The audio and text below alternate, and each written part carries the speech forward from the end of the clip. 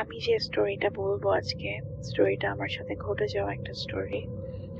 আজ থেকে প্রায় 10-12 বছর আগের একটা স্টোরি। আমার এখনো মনে পড়লে অনেক ভয় লাগে, কারণ এটার আদৌ কোনো এক্সপ্লেনেশন নাই। তো যাই হোক, তো আমি ডিরেক্ট স্টোরিটাই বলি। আজ থেকে প্রায় 10-12 বছর আগের কথা। যেহেতু আমার আব্বু আম্মু দুজনই জব করতো, তো আমার আব্বু তো অনেক সকালেই বের হয়ে যেত, এন্ড আমার আম্মু জবে যেত।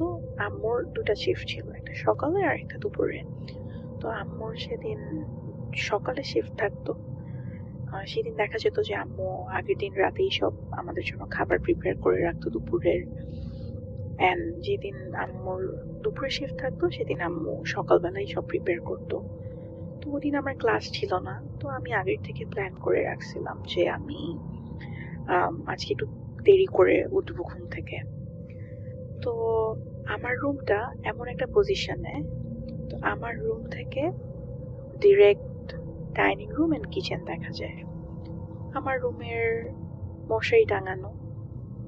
তো আমার হঠাৎ করে ঘুম ভাঙে শব্দে। দেখি যে আম্মু কিচেনে কাজ করতেছে। তো দেখতেছি কিচেন থেকে বাটি নিয়ে ডাইনিং এ রাখছে, তো আমাদের লাঞ্চ রেডি করতেছে এরকম আর কি। তো দেখলাম যে আম্মু কাজ করতেছে। তো এটা দেখার পর আমি ভাবলাম যে ফোনটা নিয়ে হাতে দেখি, তখন প্রায় 9:30টার মতো বাজে। তো আমি চিন্তা করলাম যে আচ্ছা, মাত্র তো 9:30টা বাজে, আর আম্মু সবসময় যদি আমি ঘুমায় থাকি, আমার দুপুরে শিফট থাকলে আম্মু সবসময় আমাকে ডেকে দিত যাওয়ার আগে, কারণ দুপুরে শিফট থাকলে আম্মু 12টা 12:30টায় বের হয় এরকম। তো আমি ফোনটা হাতে নিলাম এন্ড কিছুক্ষণ ফোনটা ব্রাউজ করলাম, দেখি আম্মু কিচেনেই রান্না করতেছে এন্ড ডাইনিং রুমে ওগুলা সব হিট করে করে গরম দিয়ে তরকারি এন্ড বাটি গুলা রাখতেছে। তো এগুলো দেখার পর ভালো আছে, আর 5 মিনিট ঘুমাই তারপরে উঠে যাব। তারপরে আমি ঘুমায় গেলাম। আমার একটু ঘুমালাম, ঘুমানোর পরে 5 মিনিট ঘুমাবো বলে শুলাম, তারপরে উঠে দেখি 12:30টা বেজে গেছে। আমি তখন তাড়াতাড়ি করে উঠলাম যে কি হলো সব, আম্মু আজকে ডাকও দিল না, এন্ড ডাইনিং রুম কিচেন সব জায়গায় লাইট টাইট অফ। আমি ঘুম থেকে উঠে তারপরে ফ্রেশ হলাম। ফ্রেশ হয়ে তারপরে আম্মুকে ডাকতেছি যে আম্মু কোথায়। দেখি কোনো সারা শব্দ নাই, এন্ড পুরা ঘর খুঁজে দেখি, আম্মুর রুম বারান্দা সব জায়গায় খুঁজে দেখি আম্মু কোথাও নাই, এন্ড দরজা লক। তো আম্মু সবসময় দরজা লক করেই দিত আর কি। তো দেখি কোনো সারা শব্দ নাই। তখন আমি আম্মুকে সাথে সাথে ফোন দিলাম যে কি আম্মু কই তুমি, আজকে যাওয়ার আগে আমাকে ডাক দিলা না সকালে, আমি তো অনেক দেরি করে উঠছি, কোথায়। পরে আম্মু বলতেছে যে না, আজকে তো আমার সকালে শিফট ছিল, আমি তো আজকে 7:30 বাজেই বের হয়ে গেছি, তাই তোমাকে এত সকালে আর ডাক দিইনি। এটা শোনার পর তো আমি বলে কি বল আম্মু, তুমি কি আমার সাথে মজা করতেছো?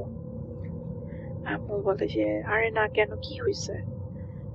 তখন আম্মু যেহেতু অফিসে ছিল, আমি আম্মুকে আর বেশি কিছু বলিনি। আম্মু সকালে শিফট থাকলে আম্মু বিকালে চলে আসতো। তো আম্মু বলতেছে যে আমি এখন কাজ করতেছি, আমি বিকালে চলে আসবো, তারপর কোনো সমস্যা? তাই বললাম যে না আম্মু, কোনো সমস্যা না। ততক্ষণে তো আমার মানে লিটারেলি এত মানে ভয় লাগা শুরু হয়েছে, হাত পা কাঁপা শুরু হয়েছে। তখন আমি চিন্তা করছি, তাহলে এতক্ষণ আমি আম্মুকে দেখলাম আম্মু কিচেনে কাজ করতেছে, তরকারি রান্না করতেছে, ডাইনিং এ কাজ করতেছে, তাহলে এটা কে ছিল? আর এমন না যে আমি জাস্ট একটু দেখে ঘুমাই গেছে। আমি উঠে টাইম দেখে কিছুক্ষণ ফোন ব্রাউজ করে তারপরে আমি আবার একটু জাস্ট কিছুক্ষণের জন্য ন্যাপ নিতে ঘুমাইছি, এন্ড 2 ঘন্টা পার হয়ে গেছে। তারপর পুরা বাসায় তো কেউ ছিল না। আমার তো এত ভয় লাগা স্টার্ট হয়েছে, আমি জাস্ট আর কিছুক্ষণ ওয়েট করি নাই, আর জাস্ট কোনো রকম আমি জাস্ট আমার দরজাটা লক করে, আমাদের উপরতলায় একটা আপু ছিল, আমি ওই আন্টিদের বাসায় চলে যাই।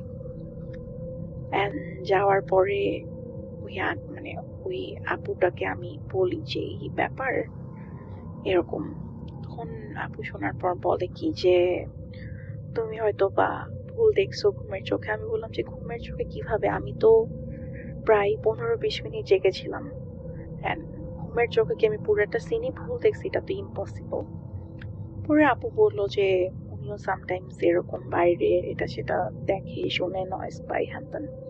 তো যাই হোক, তো পরে আদৌ আমি ওটা যে কি ছিল আমি জানি না।